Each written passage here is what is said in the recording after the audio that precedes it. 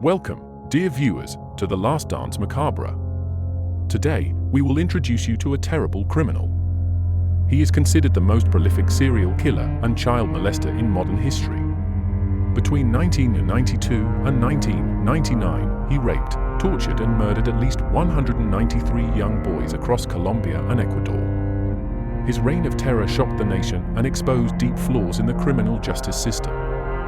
This is the chilling story of Luis Alfredo Garavito, known as the Beast. In 1999, police finally caught up with Garavito and uncovered the grisly truth about his decade-long killing spree.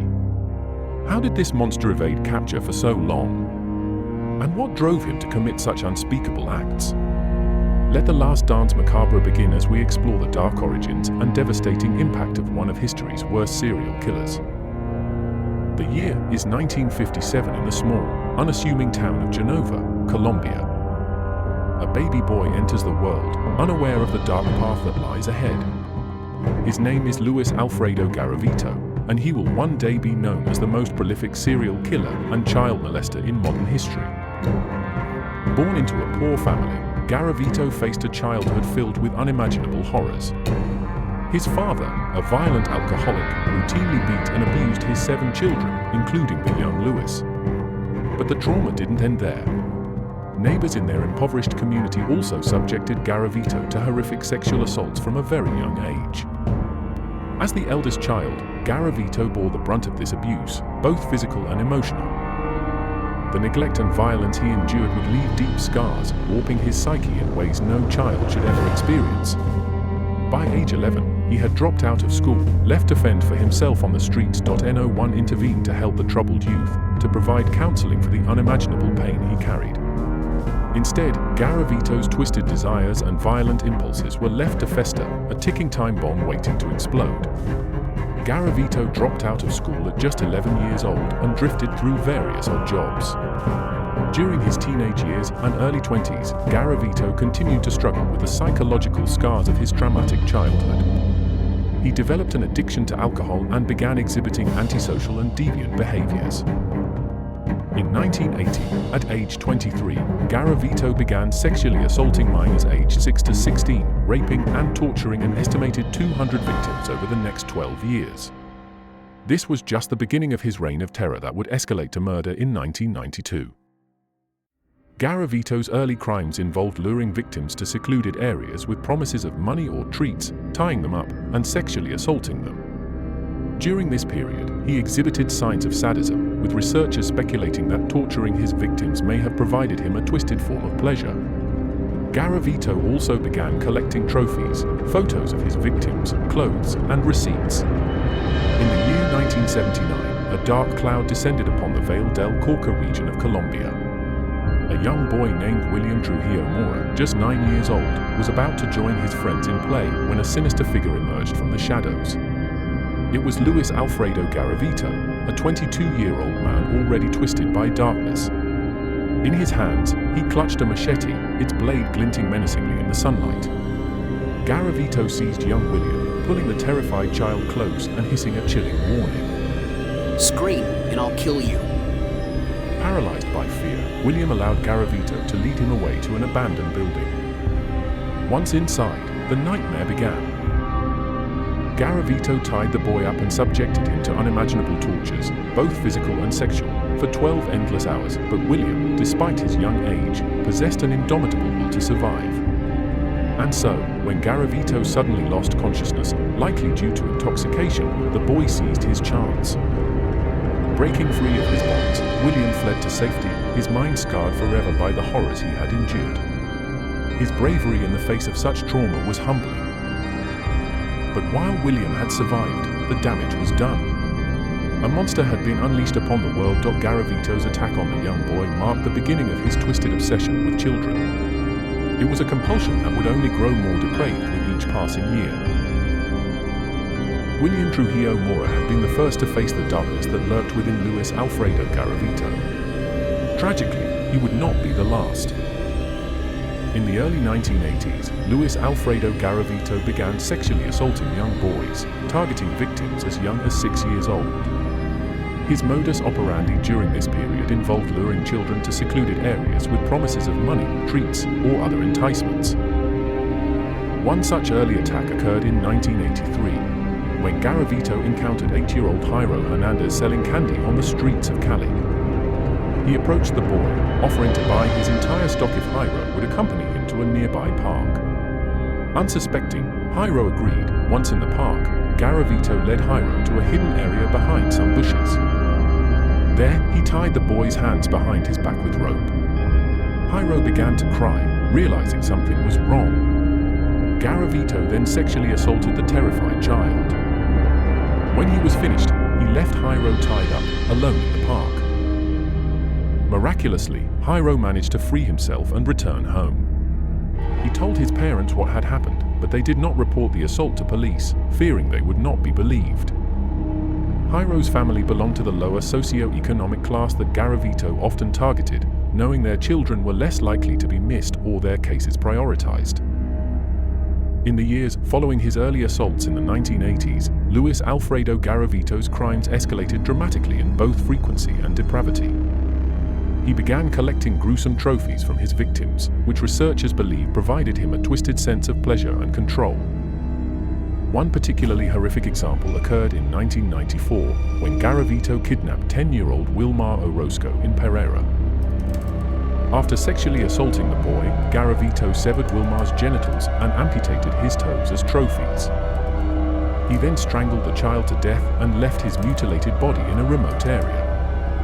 In 1997, the discovery of a mass grave containing 36 boys near Pereira prompted a nationwide manhunt for Garavito. One of the victims found in the graveyard was 13-year-old Juan David Uja, whose head had been severed from his body. Garavito later confessed to killing Juan David and keeping his head as a trophy. That same year, Garavito lured a young Mateo Rojas to a secluded area, where he sexually assaulted and murdered the boy. Garavito dumped his body in a ravine. These three cases exemplify the increasingly depraved and violent nature of Luis Alfredo Garavito's crimes over time. His actions progressed from the initial sexual assaults to include horrific acts of torture, mutilation, and murder. It was clear that a monster was stalking the streets, preying upon the most vulnerable members of society. A nationwide manhunt was launched, with police combing every inch of the country for clues. But their target, a predator known only by the chilling moniker La Bestia, the Beast, had managed to slip through their fingers for years. His victims, often the unsupervised children of impoverished street vendors, had simply disappeared without a trace, their fates unknown to all but the monster himself. For 2 more agonizing years, the killings continued as Garavito crisscrossed Colombia, leaving a trail of devastation in his wake. He would lure his prey with promises of money or treats before subjecting them to unimaginable tortures. Most often, he would pose as a priest or monk, using his religious disguise to gain the trust of his young victims. Then, in April 1999, Garavito's reign of terror came to an end. In the city of Villavicencio, he approached a boy, offering him gifts and money. But this time, the child managed to escape Garavito's clutches, running to alert the authorities.